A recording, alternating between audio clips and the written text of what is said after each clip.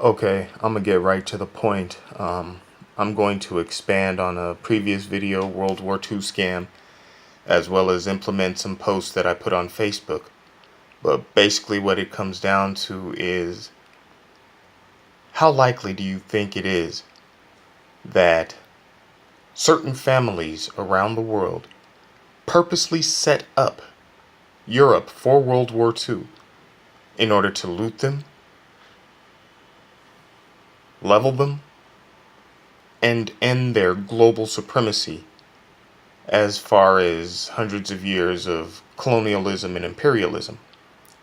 As much as everybody wants to blame Europe for a lot of the behavior of their ancestors, the reality is, what empire, colonial or imperial power, has ever been truly benevolent to the people they would assume to rule? Europe had the technological capabilities first. So, they colonized, and they grew empires. If Shaka Zulu would have had it, he'd have did the same thing. The Aztecs would have had it, they'd have did the same thing. If Genghis Khan would have had it, he'd have did the same thing. Out of all the nations and cultures on the planet, it's probably the Chinese who wouldn't have. With that being said,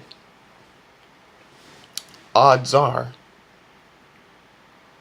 the US was a front runner. And when you think of hierarchies and oligarchies, families seeking money and power, and had the connections and the resources, set up Europe for World War II via Germany, because after World War I, it was said, this isn't a peace, this is a 20-year truce. And Germany went to being a third world country, basically, with out of control inflation. They would have been the ones most ripe to infiltrate, build up, and launch a war that would accomplish those objectives. May the blessings of the Lord be upon you in Jesus' name. I love you, human fam.